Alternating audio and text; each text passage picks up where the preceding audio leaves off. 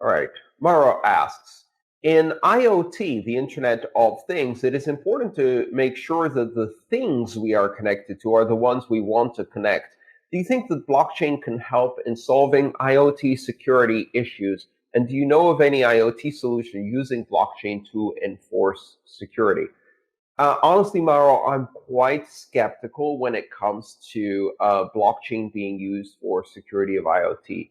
I think one of the interesting ideas that we haven't explored is the possibility of using proof of work to identify IoT devices that have to do a bit of work to talk to you.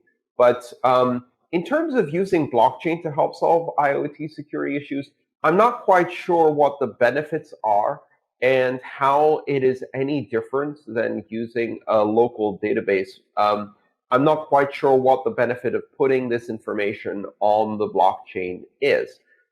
There may be some benefits. You may be able to use a public decentralized blockchain in order to log information from IoT devices in a way that maintains that information so that it can't be changed in the future. So you effectively use an immutability benefit from blockchains. But a lot of people use blockchains, they use the term blockchain to refer to effectively a database that also does digital signatures, that does PKI. I think it's important to understand that the purpose of a blockchain is more than PKI. We've had PKI for 25 years. There's nothing new there, and it's not particularly interesting to take a PKI database and make it public unless you do something with it, like, for example, build a decentralized consensus system so you can have immutability. And then again, what problem are you solving in that particular case? What are the problems in IoT security that you solve?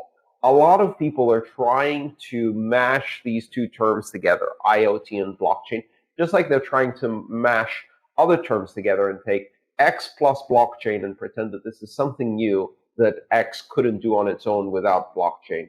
I'm very skeptical.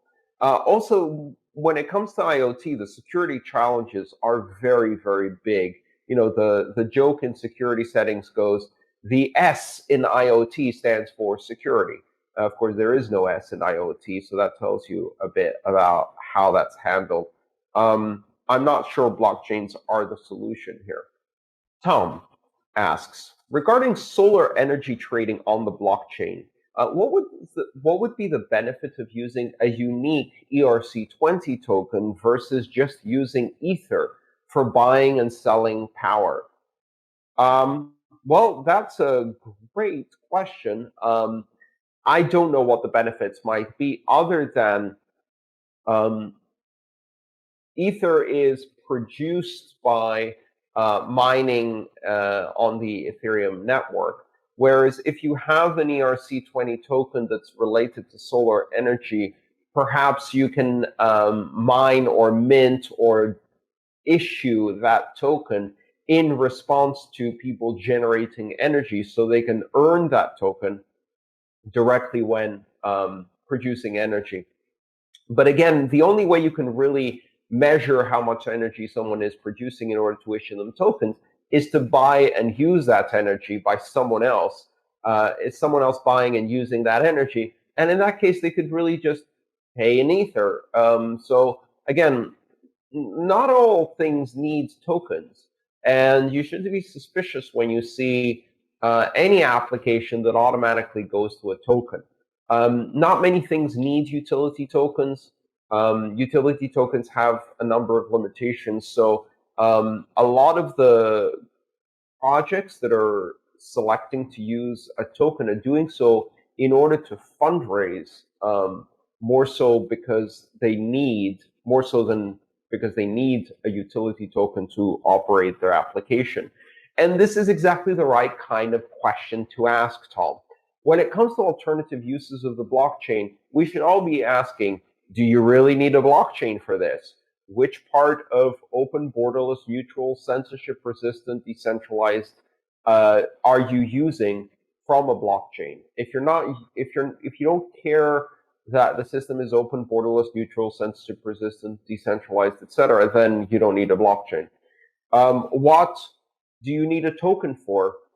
what part of a token's functions are you using that requires a token? Why do you need a utility token? Why can't you just use Ether? Why can't you just use something else? And the answer when it comes to tokens is there something in the operation of the token that requires a smart contract in order to monitor or adjust or control the usage of that token based on some rules that are interesting to that token? And there are some cases where that's the case, absolutely. But those are fairly rare. A lot of the time, the token is just an excuse to fundraise, and you should be very skeptical of those things. This is Yuno from Seoul Bitcoin Meetup. Nice to meet you. Nice to see you. My question is, recently I've seen the presentation on the YouTube. The killer app in blockchain will be stock market. Will be what? Killer app in blockchain technology will be a stock market, security market, I mean. A securities market, yeah. So was this one of my videos or just some somebody else? Okay, very good. So it means that the blockchain technology will dominate stock market. In 10 years, like. So what do you think about the idea of that? I think it's very specific, and I try not to make specific predictions. So the trick about making predictions is being vague either about the outcome or the timeline. That's how you could be successful. It's a bit like the Heisenberg uncertainty principle. If I make a prediction, I can tell you what will happen, but not when. Or I can tell you when it will happen, but not exactly what. But not both at the same time. Because if I say both at the same time, then I'll be wrong 90% of the time, probably. Or maybe not in 10 years. So could it be, I think markets are one of the most important applications for blockchains.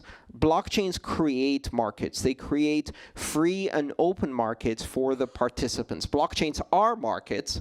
Blockchains operate as markets. Blockchain operate using markets in order to calibrate various parameters. So for example, there's a market for mining.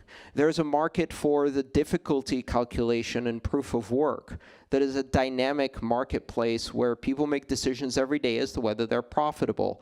There are currency markets within the crypto space. All of these markets exist because of blockchains. So markets are a critical application of blockchain technology. Blockchains will create better, more fair, more transparent, more open markets wherever markets are needed.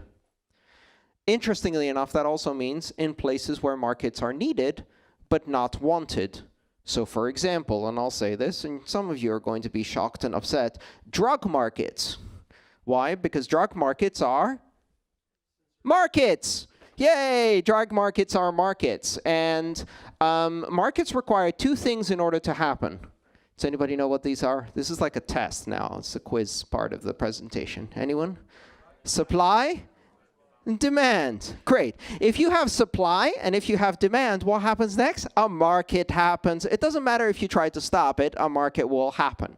Right? I could create a market right now by creating supply and someone in this room having demand for what I supply. Markets emerge. Markets are just behavior. That's all they are. They're human behavior. And so markets emerge. They emerge around things we want, equities, and also around things we want them, but we really shouldn't, like drugs or ice cream or, you know, other things that are bad for us, smoking, cigarettes, whatever. So markets emerge, and blockchains will create markets. And the interesting thing about blockchains is they will create open, free, transparent, public, borderless, censorship-resistant markets, even if people want to stop them. Unstoppable markets. And that's going to cause some problems. Now, it's also going to mean that stock markets are eventually going to, in many cases, operate on blockchains. Not all of them. Not forever. How many people have used a fax machine in the last year? Okay, let me rephrase that question. How many of you are Americans? Yeah, I still had to use a fax machine last year. This is 35 years into the development of the internet. Fax machines still exist. And I had to use a fax machine. Okay, I'm lying. I didn't use a fax machine. I used a website where I uploaded a PDF, and they had a fax machine that sent it to the government agency that insisted on receiving a fax from me. So I basically cheated and sent them a PDF over somebody else's fax. But the point is, no technology ever goes away. I'm sure there's a park somewhere in Seoul where if you really, really want to, you can go for a ride on a horse. Right? Not because you need to, but because they're still around. So the idea that all stock markets are going to be blockchains and there won't be other types of stock markets that will still exist, that's ridiculous. It won't be. We're still going to have the markets that you see today. We're still going to have tuna markets like they have in Japan, where people are bidding on the floor for an actual piece of tuna. These still exist. Tradition is powerful. But I think stock markets are one of the applications that we're going to see sooner rather than later. And the reason is very simple. If you can make a more efficient, more transparent, open, public system, then a lot of money can be made with that. So I think it's likely. It's not very interesting to me. It's not the most interesting application of blockchains. Marcel asks, what do you think about blockchain for transport and logistics projects, such as those being done by IBM and Maersk? And can we track items from, say, farm to supermarket? And what are the challenges that need to be addressed? What is the point of using permissioned ledgers or permissioned blockchains for doing supply chain? So this is something that we've heard a lot about. There's a number of companies, mostly IBM, leading in terms of logistics and using permission ledgers to do logistics. I'm not convinced yet of the viability of these projects because I'm not quite sure what problem they're solving.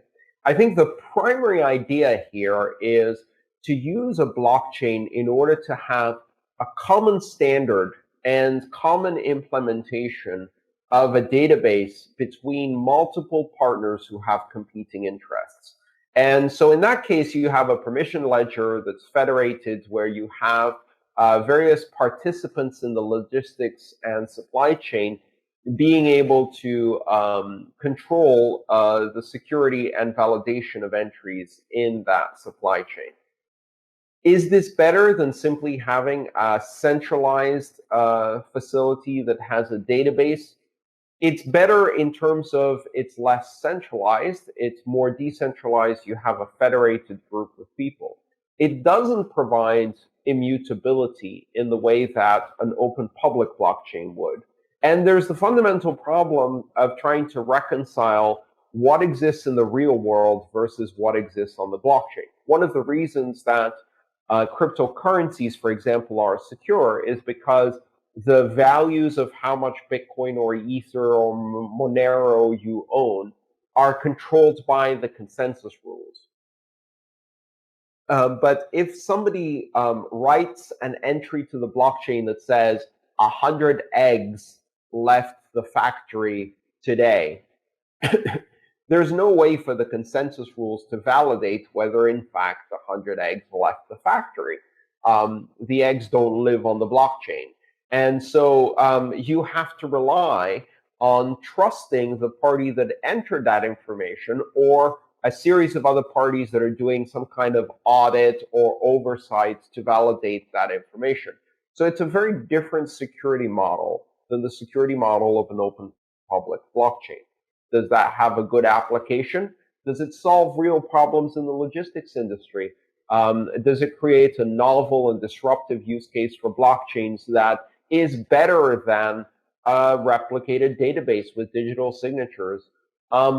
It's hard to answer those questions. We'll have to see whether IBM is able to make something of this. I'm very skeptical of these types of projects. And so far, they haven't really delivered much in terms of utility. But we never know, right? We'll see how it goes.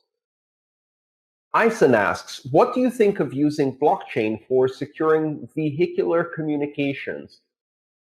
The question I would ask for any of these, what do you think of doing X with blockchain, is which component of an open public blockchain, which feature or capability of an open public blockchain are you using? And remember, a blockchain is not a PKI. This is not a digital signature technology. We already have PKI, we already have digital signatures.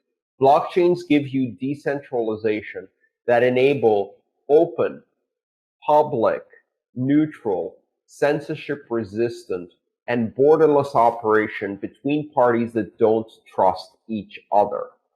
So, which part of that solves a problem in vehicular communication?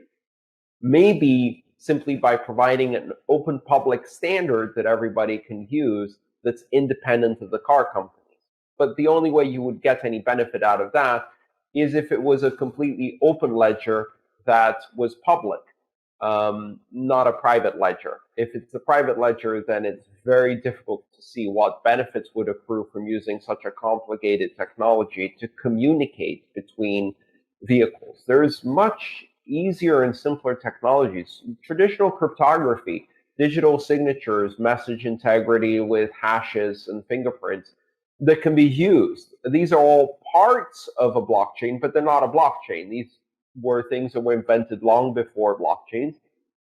And so not everything needs a blockchain. And just because something can use digital signatures, hashes, or PKI, does that mean it needs a blockchain? Are there any convincing examples of identity management on blockchains that you know of? Identity is a very difficult problem to solve, and the problem has a lot to do with everything other than blockchains. Again, I'm not convinced that there are solutions, especially today, for doing identity on blockchains. The primary problem is that you can't verify the identity of someone using the consensus algorithm within a blockchain. So if you're not verifying that, then someone has to verify the truth before an identity is recorded. Depending on how you do that, you either end up with effectively a centralized database that maybe exists with an open standard, but and is accessible by everyone, but is controlled in terms of what data is on it by a single entity. This is the same problem that people are trying to solve with oracles in Ethereum, which is, how do you trust this third party, this oracle of identity, that the information is correct? And if you compromise the mechanism by which the information is recorded on the blockchain, then the blockchain records in potentially an immutable fashion a lie that cannot be validated by consensus and that is propagated to everyone who uses it. So you haven't really gained anything. Again, which part of open, borderless, censorship-resistant, neutral, and decentralized do you gain by adding a blockchain to the problem of identity management? It's not a database for PKI. There are some potential advantages to permissioned ledgers if those permissioned ledgers create a common standard that requires less trust in a centralized party for the collaboration of a few federated members of a consortium or competitors within an industry. There may be some advantages to that, essentially more as an open source, open standard mechanism for coordinating information across parties that don't trust each other. But again, tying things that are not part of the blockchain, doing things that are not intrinsic to the blockchain, like cryptocurrencies, and trying to control, assess, verify stuff that is not on the blockchain, people, products, logistics, votes, etc., that happen in the real world, requires you to trust whoever puts that information into the blockchain, which simply moves the problem one step away from the consensus algorithm. And again, you have to have some reason for doing that.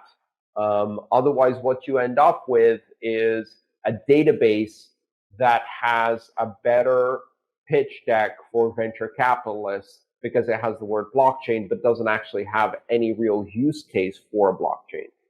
My name is Jeff McDonald. I'm the co-founder of the NIM Foundation. Hi, Jeff. I first of all sincerely want to thank you for your service, making the world a better place. Thank you. You've done a great job. I've never heard someone call it service, but okay. It is. It is. You. I really appreciate it. Thank you. No, seriously. Do you believe that Bitcoin has a place to someday offer an open, borderless, censorship-resistant form of identity?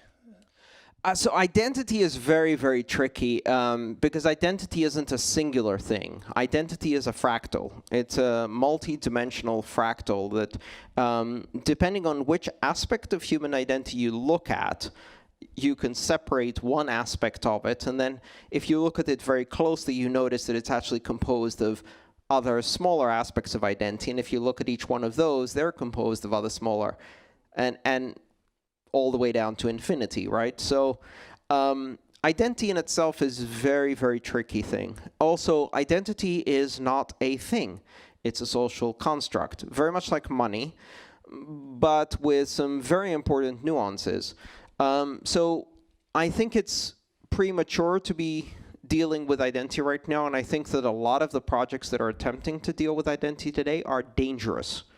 Part of the reason they're dangerous is because they're applying a very mechanistic view of human behavior, meaning if you do X today, then you are 66.3% likely to do Y tomorrow. When you apply that to humans, it creates a very difficult situation. One, the machines never forget, which means that every mistake you make between the ages of 11 and 15 will follow you for the rest of your life. So what did you do that was really stupid before you were 15? Everything. So did I, right? I do not want to even think about the things I did before I was 15 years old, many of which could have landed me in jail, and certainly none of which I would want people to be reading at my funeral, you know, like. And then on December 3rd, 1986, look at what Andreas did. Like, no, please forget about that. Forgetting is a very important part of the social compact. Without forgetting, society creates a situation where there is no forgiveness. And without forgiveness, you remove the possibility of change from people, right? Because if you assume that people don't change, then you create an environment where people can't change. And we have a word for that. It's called fascism. And I don't want that kind of situation. So machine identity is dangerous. It's not unsolvable. It's not impossible to find useful applications. It's just that we have to be very careful.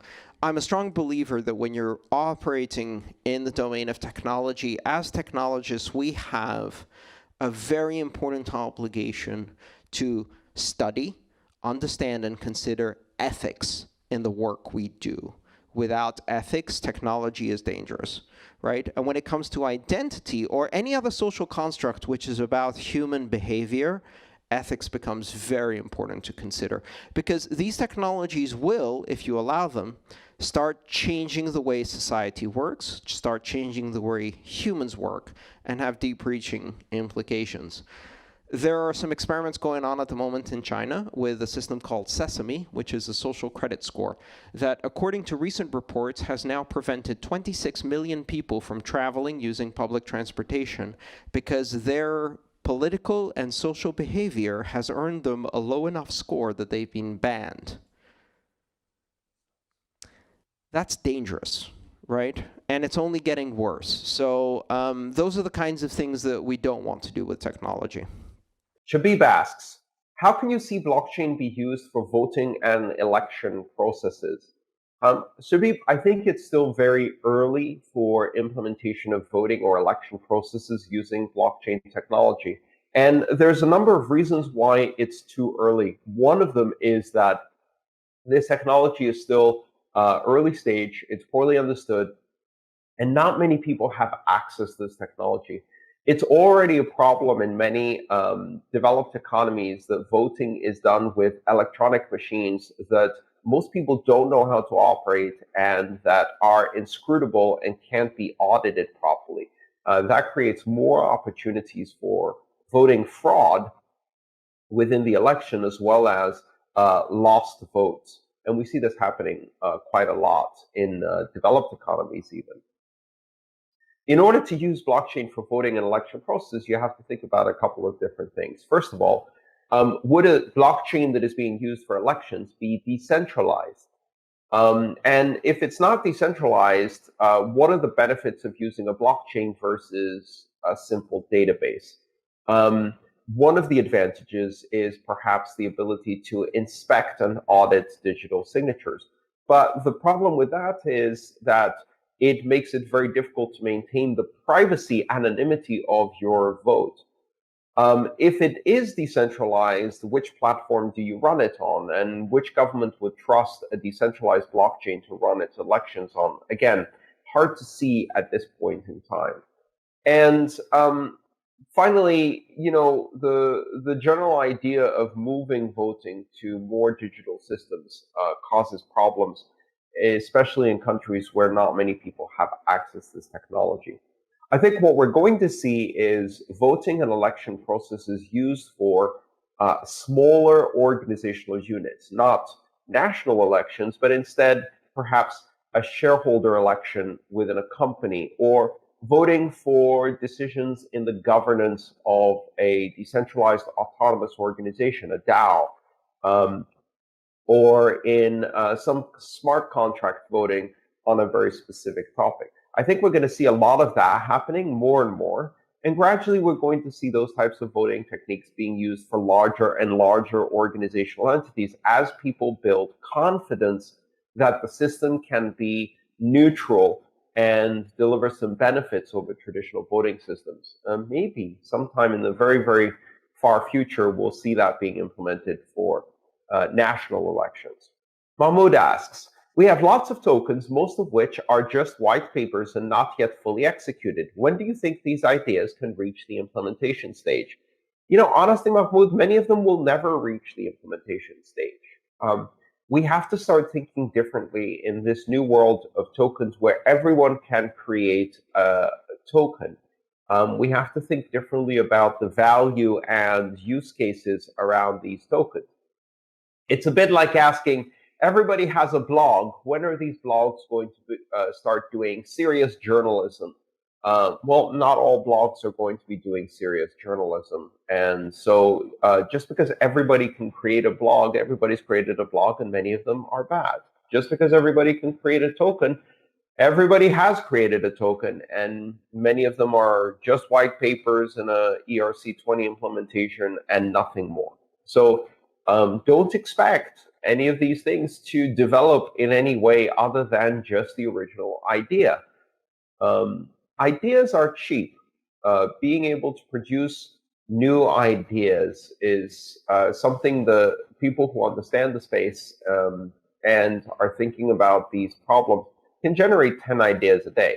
The real catch comes when people try to execute on these ideas and turn these ideas into real products or services. And of course, that's where things get more difficult. So if somebody comes to you and say, I have a fantastic idea for something new in the blockchain space, that idea is worth nothing. And these white papers are worth nothing without any kind of implementation behind them. And that's okay. You have to accept that in a space where anybody can create something very cheap or for free, then you don't really need to consider what they've created seriously.